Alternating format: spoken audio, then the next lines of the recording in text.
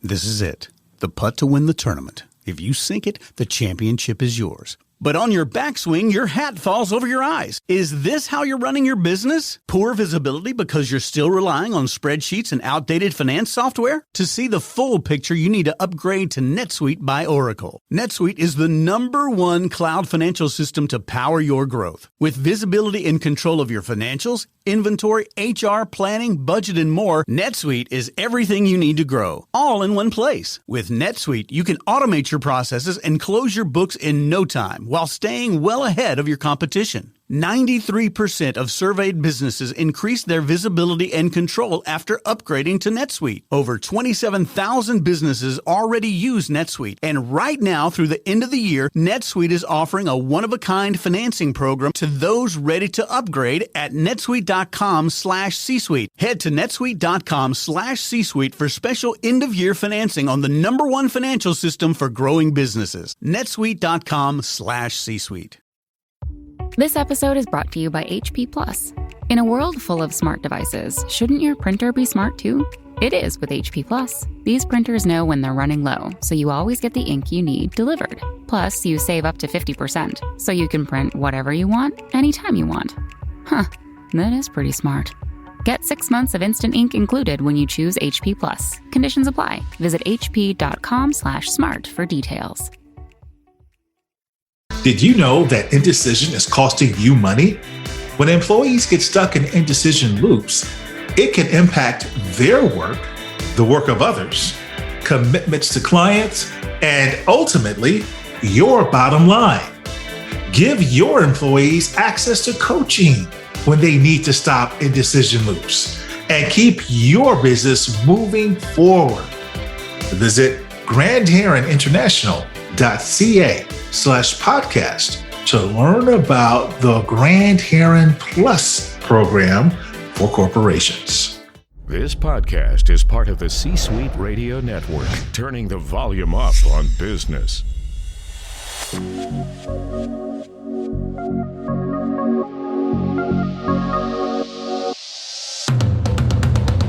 Welcome to the Keep Leading Podcast, a podcast dedicated to promoting leadership development and sharing leadership insights. Here's your host, the Leadership Accelerator, Eddie Turner. Hello, everyone. Welcome to the Keep Leading Podcast, the podcast dedicated to leadership development and insights. I'm your host, Eddie Turner, the Leadership Accelerator. I work with leaders to accelerate performance and drive impact through the power of executive coaching, masterful facilitation, and professional speaking. RESPECT, respect. This simple word was turned into an anthem by the legendary Aretha Franklin. Frankly, we could use more respect in our world today. For this reason, I want to talk about respectful leadership. To do so, I've invited Gregg Ward as my guest. Gregg Ward is the author of the award-winning and best-selling book, The Respectful Leader. And he's the founder and executive director of the Center for Respectful Leadership. Gregg is on a mission to transform lives and organizations by focusing on respectful leadership, emotional, social, and cultural intelligence. Gregg, welcome to the Keep Leading Podcast. Thank you so much. It is an honor to be here. It's an honor to have you. I had the wonderful privilege of meeting you a few years ago at a coaching conference, and I've been following your work and have been a fan of your work ever since. And I too of yours ever since. I so loved meeting you then, and this is a privilege. And so thank you so much. Now, Gregg, I love what you've done with the face of leadership in terms of respect. What does respect mean to you? Well, it's funny. When I first started on this journey, I thought, oh, everybody knows what respect is. Everybody defines it exactly as I do, which is essentially the golden rule, treating others the way you want to be treated, and the platinum rule, treating others the way they want to be treated, working in concert together. I thought that's what everybody thought it was too, but I came to find out there's a whole bunch of stuff around respect that complicates it, makes that definition a little bit more complex, and if I dare say, emotionally loaded. You are correct. And that's why I asked how you define it, because all we need to do is look at the front pages of any newspaper, and we see that people define it differently. They sure do. They sure do. And we can also look culturally. There are some differences in how respect is defined and displayed. I'll give you a classic example. I know I was raised by parents who told me you must respect your elders, and that includes your grandmother. But here's the problem. Eddie, my grandmother was a terror. My grandmother was not a respectful person in any way, shape, or form. And yet, as a child, I was told you must respect your grandmother. So I was conflicted. I didn't understand. Here she was behaving in ways that no one would consider respectful. And yet my parents insisted that I had to respect them. And I suspect that you were raised that way too. You must respect your elders. And there are whole cultures out there in the world who say you must respect your elders no matter what, or people in authority no matter what.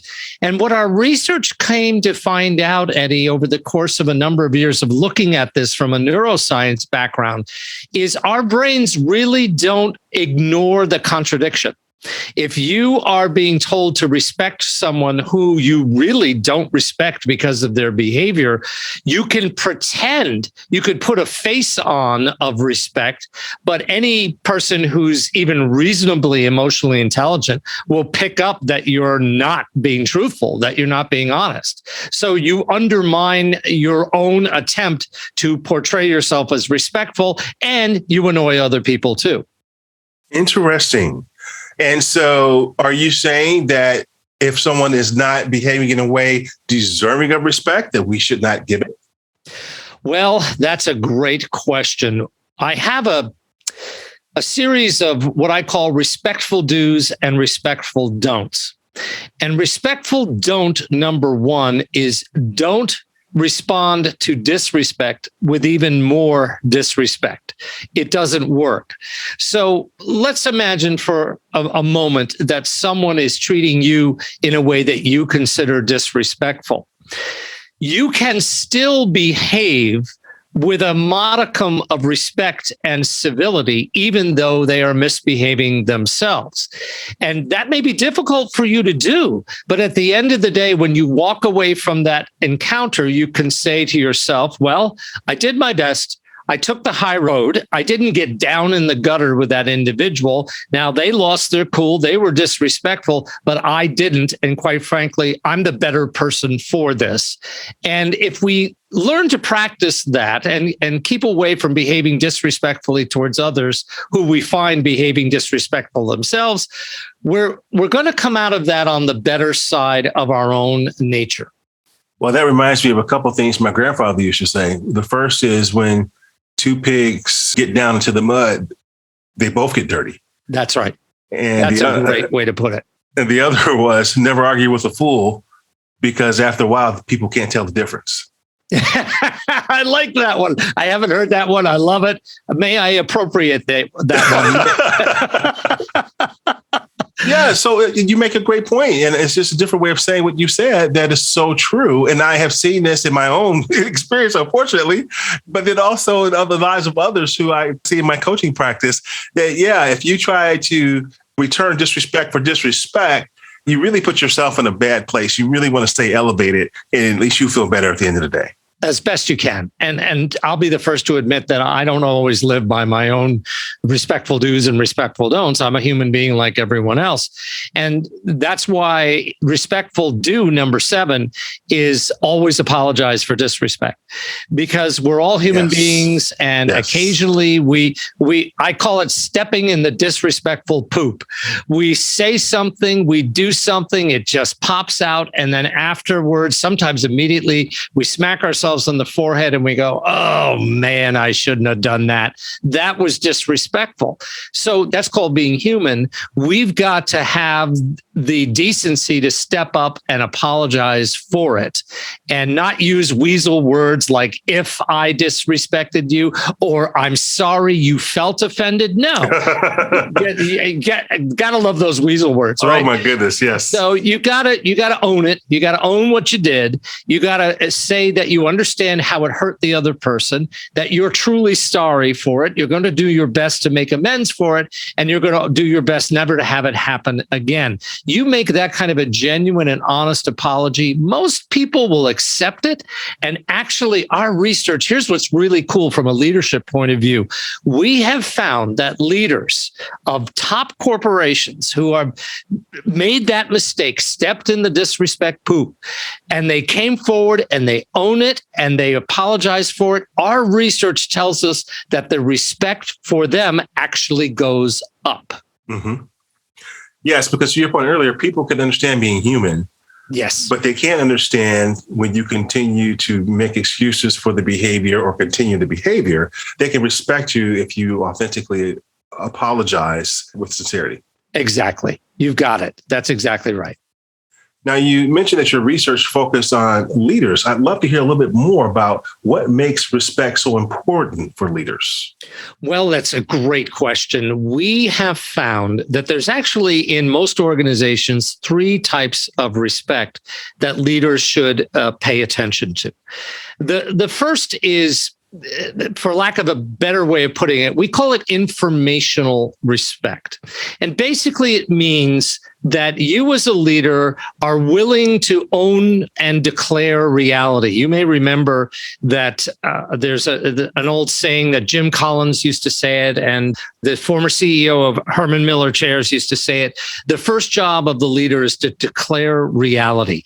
It does no good if there are problems for a leader to get up there and say, everything's fine, to sugarcoat everything. So part of what we say a leader needs to do, it's respectful do number 3, is behave in a respect-worthy way, is be honest, declare reality, what's going on. The famous apocryphal story that I like to talk about is when Yahoo was being ready to be broken up and purchased by Verizon and Alibaba, the CEO and the C-suite team got on an investor call.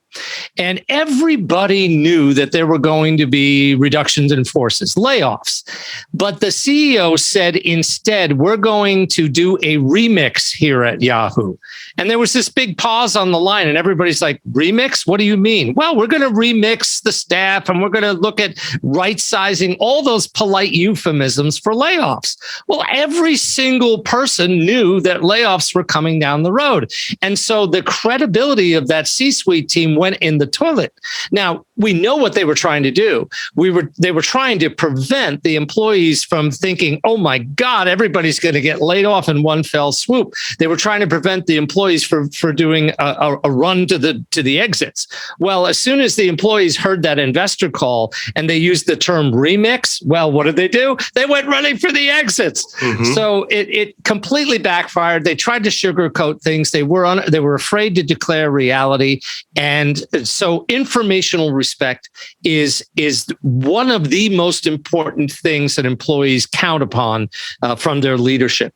The second is basic fairness in policies and what we call distributive respect. So your policies are fair, your compensation, your benefits are fair.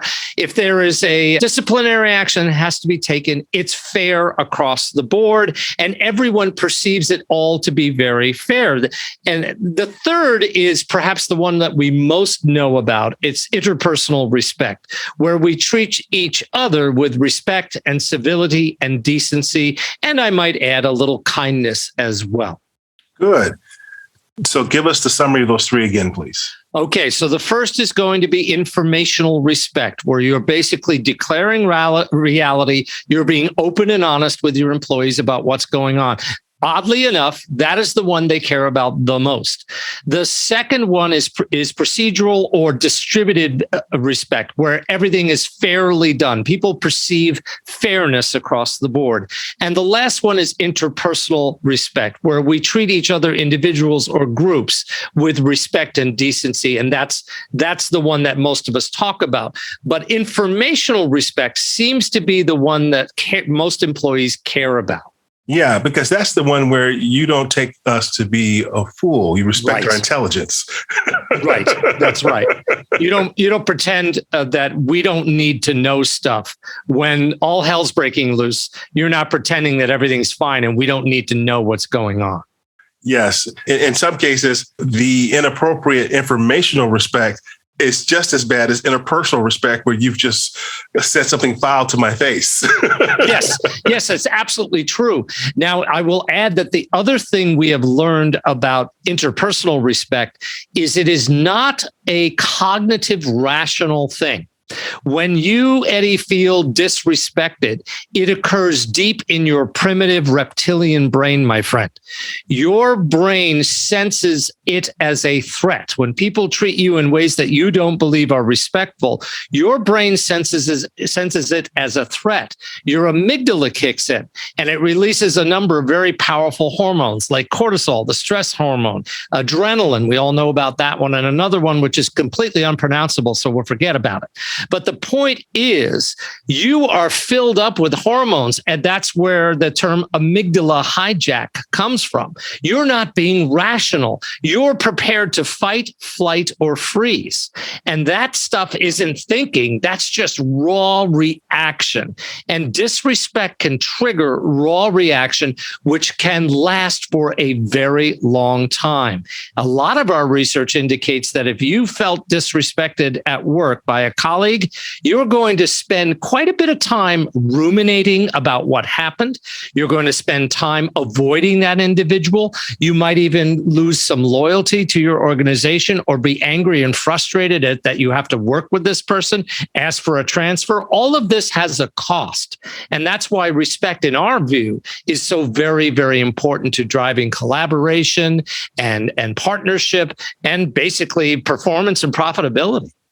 I appreciate the psychological explanation there, because it also explains why sometimes perfectly rational people will act irrational when they have been disrespected. Yes, absolutely. Some people get into what I call a unrightable wrong. And I'm often called in by HR or legal, and they say, hey, we've got a senior manager who's really annoyed a whole bunch of people. And can you fix them? They always say, can you fix them? We really value them. And okay, I'm not going to make any commitments and promises, but I need to talk to this person first. And I need to talk with the people that are really upset with them. And I often find that the person, it's almost always they say, I never intended. I didn't intend. Well, it's not that our workplaces are filled with psychopaths and sociopaths who intend to harm others, although they're always out there. A lot of people don't intend to be disrespectful. They just go unconscious and they just do their normal behaviors that no one ever called them on. But on the flip side are the people who are the targets of those behaviors. And some of those behaviors can be extraordinarily disrespectful by anyone's measure. And I've met plenty of people who said, I don't want to work with that person ever again. This is an unrightable wrong. Nothing you say or do is going to change my attitude towards that person. And I have to go back to HR and legal, and I have to say, I'm sorry, this relationship is not going to be repairable. And I suggest you head off in different directions and find another way to solve this, because I can't bring these two people back together. Very, very intriguing. Thank you for sharing this information with us, Gregg. I'm talking to Gregg Ward.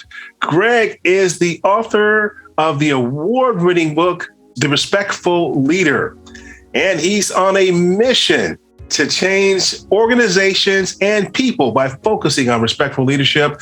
He's also the founder of the Center for Respectful Leadership. We'll have more with Gregg right after this. This is it. The putt to win the tournament. If you sink it, the championship is yours. But on your backswing, your hat falls over your eyes. Is this how you're running your business? Poor visibility because you're still relying on spreadsheets and outdated finance software? To see the full picture, you need to upgrade to NetSuite by Oracle. NetSuite is the #1 cloud financial system to power your growth. With visibility and control of your financials, inventory, HR, planning, budget, and more, NetSuite is everything you need to grow, all in one place. With NetSuite, you can automate your processes and close your books in no time while staying well ahead of your competition. 93% of surveyed businesses increased their visibility and control after upgrading to NetSuite. Over 27,000 businesses already use NetSuite, and right now through the end of the year, NetSuite is offering a one-of-a-kind financing program to those ready to upgrade at netsuite.com/C-Suite. Head to netsuite.com/C-Suite for special end-of-year financing on the #1 financial system for growing businesses. netsuite.com/C-Suite. This episode is brought to you by Timberland. The Timberland boot was built to keep you warm, keep you dry. Then they passed it on for you to build something. You took it from Buffalo and Philly to Chi-Town and New York, from London to Paris, all the way to Shanghai, around the block and around the world. They built a boot. You made it an icon. Timberland, build forward. Share your Timberland story and tag them at Timberland. This podcast is sponsored by Eddie Turner, LLC. Organizations who need to accelerate the development of their leaders call Eddie Turner the Leadership Accelerator. Eddie works with leaders to accelerate performance and drive impact. Call Eddie Turner to help your leaders one-on-one as their coach, or to inspire them as a group through the power of facilitation or a keynote address. Visit EddieTurnerLLC.com to learn more. This is Haben Girma. I'm a disability rights lawyer, author, and speaker. You're listening to the Keep Leading podcast with Eddie Turner. We're back. I'm talking to Gregg Ward. Gregg Ward is the author of the award-winning best-selling book, The Respectful Leader. And he's the founder and executive director of the Center for Respectful Leadership. He's on a mission to change people and organizations by focusing on respectful leadership. Gregg, as I look at our world, and we're in a post-COVID world, post meaning not that we're out of the woods yet when it comes to COVID, but post meaning now that it's entered our world. Can you tell us how respectful leadership is even more important in a post-COVID world? Thank you for that question. It's an excellent question. And it's one that I've been addressing for a number of months now with my clients. And when I speak, a lot of folks are looking at how the world has fundamentally changed. The world of work, without question, has been changed by COVID. Did you know that recently the Department of Labor released some data that shows that more people quit their jobs in 2021 than ever before in history? It's been called the Great Resignation. And the challenge we see now is those who didn't quit their jobs, many of them, upwards of 25% of us, worked from home almost full time. And a lot of us don't want to go back into the office, and understandably so. We were productive. We got our work done. Our managers and supervisors gave us the thumbs up that we were doing a good job. So we wondered, why do we want to get back on that treadmill and commute into work and deal with all the challenges of being in an office and so on and so forth? And we also have to recognize that human beings like to get together from time to time. And when two employees put themselves together in the same place to worry over an issue or a challenge, they often feed off of each other. So as leaders, how do we balance that? How do we work forward in a hybrid environment, which is for certain going to be the future of work for the foreseeable future? So one of the things that we've uncovered in our research is that employees feel respected when they are given flexibility. A lot of folks are saying, I don't want to go back into work if I'm being forced to go back to work, just because the leadership believes that somehow we're going to work even harder or better because we're all located in the same space. Now, I can see how that might apply for the service industry, such as hospitality, but in the consulting industry, the contracting industry, there's all sorts of banking and finance and publishing, you name it. There's all sorts of technology industries that could easily be very successful, as many of the big tech firms were during COVID when everybody was on lockdown working from home. So if you give employees flexibility, if you give them options, they will feel respected. If you command them to come into work, or you say you must work on this schedule and so on and so forth, they will feel disrespected. And the research is borne out by the data. What some employers are now doing, because we all know we're all hurting for really good talent, is they used to put out on their job postings a notification of some kind that said, right now, this job, this role is remote, but will eventually come back into the office. No one's applying for those jobs. So they are changing their tune, and the employers are saying, okay, this could be a permanent remote position. And they're getting more qualified applicants. So you've got to respect people's choices for where they want to work and how they want to work. And the pandemic proved that many of us can be very, very productive right from our little home offices and do very, very well. It sounds like what I hear you saying is what you told us before the break. When employers treat employees this way, they feel disrespected. And so the amygdala hijack kicks in and flight phase. Exactly. You are exactly right. And I would argue that the complaint that nobody wants to come to work anymore is merely a complaint founded on an illogical idea that somehow people just want to sit home with their feet up and play video games. No, there are many, many people who really do want to work, but they want to be treated with respect. Why would you want to go back into the restaurant industry if your boss never gave you your schedule more than a day or two in advance, called you in to do double shifts every weekend, berated you if you showed up late, withheld your tips, or if you shattered the crockery, took it out of your wages? Who would? And by the way, you're putting up with customers who are abusive to you. Why would anybody want to go back to work in that kind of environment? So we as leaders need to stop blaming our employees for not wanting to work and instead look at ourselves, look at our organizations. What are we doing to tell our employees that we genuinely value and respect them? Are we giving them flexibility? Are we giving them choices? Are we giving them the information they need? And are we being fair with our practices across the board? And are we treating them with civility and decency? I guarantee you, if you have an organization that has a culture of respect in the informational side, the procedural side, and the interpersonal side, you will have loyal employees who will go the extra mile when the going gets tough. Very nice. Now, Gregg, people may be listening to our conversation and saying, listen, this is pretty basic. Just treat people right. And that's all you have to do. Yes, I agree. Yes, it's stuff we learned when we were children, and it there is some truth to that. It's just that I think in our very busy world, we get incredibly stressed out. We get incredibly focused on performing and meeting our numbers and so on and so forth. And we tend to shunt respect to one side because we don't think it matters all that much. And Dr. Christine Porath at Georgetown University will tell you that all of her research over the past 25 years makes it really crystal clear that respect is a key driver of performance and partnership and profitability.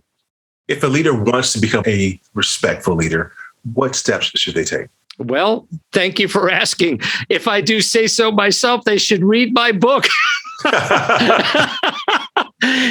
It's actually a business fable. I found that people don't have time to read big how-to manuals anymore. So I created a fable based on all of my clients over the past 25 years. And it's set in a fictional company, which is very realistic and with very realistic characters who are experiencing normal disrespect and how it's impeding their ability to be successful.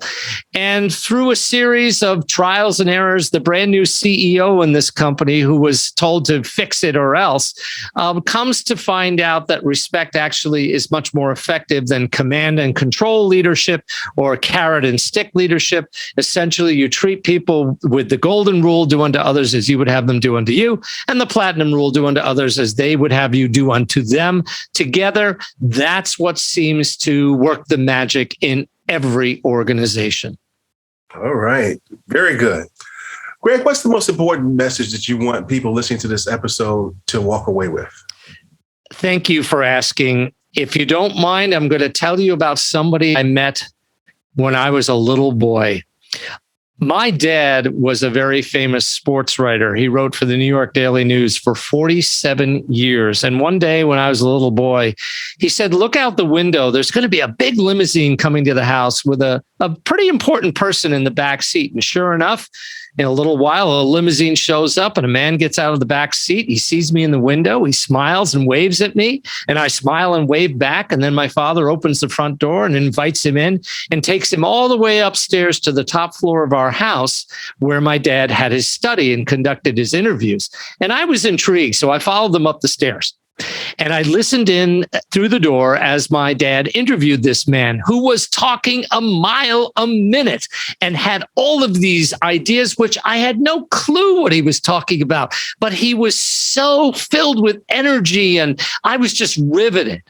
And then at one point, the interview suddenly stopped and I heard my dad cursing. Now, he was a former Marine, and still, my dad didn't curse very much, but he did at this point because he was having trouble making the machine he was using to record the interview work. You may recall, Eddie, reel-to-reel tape recorders. Mm-hmm. That's what my dad was using all the way back then. He finally got it to work, finished the interview, and the door opened, and there's this guy looking down at me. And he says, hello, little man. What's your name? And I said, Gregg. And I remember shaking a very big hand. And he said, well, it's nice to meet you, Gregg. My name's Cassius Clay. And pretty soon people like your daddy are going to call me Muhammad Ali. Wow. And I'm a little kid. What do I know? And he said, what do you want to be when you grow up? You know how adults ask children that. He asked me that. And I knew my dad was a writer. I didn't quite know what it meant, but I said, I want to be a writer like my daddy. And he goes, good for you. Do you like people? And I said, yeah, I like people. He said, but are you curious about people like Curious George the monkey? Well, I knew Curious George the monkey. And I'm like, yes, I'm curious about people like Curious George the monkey. He said, well, good for you. Then I think you'll be a good writer like your daddy. So let me give you one piece of advice. And my father, never tired of reminding me that Muhammad Ali said this to me when I was a little boy. He leaned over and he said, you respect yourself, little man, and you respect other people, and you'll do okay. You respect yourself, you respect other people, and you'll do okay. Wow. Now that's priceless. Isn't that?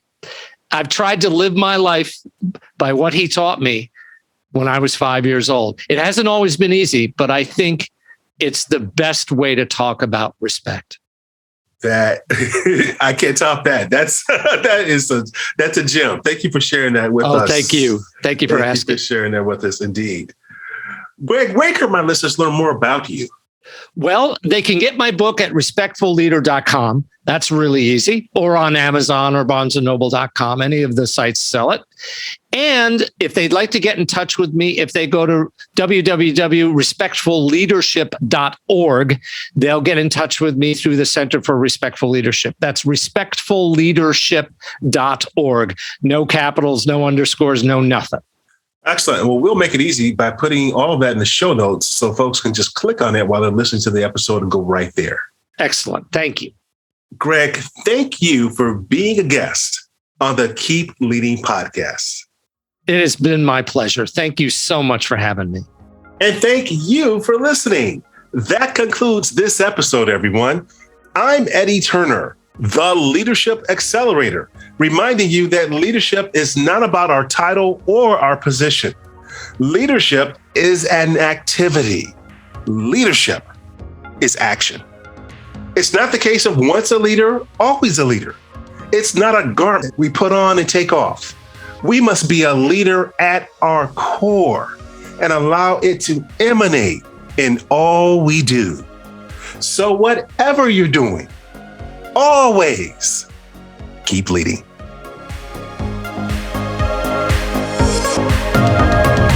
Thank you for listening to your host, Eddie Turner, on the Keep Leading podcast.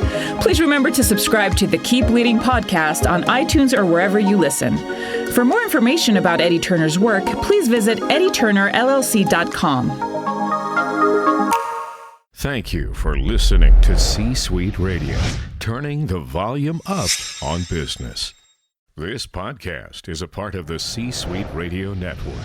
For more top business podcasts, visit c-suiteradio.com.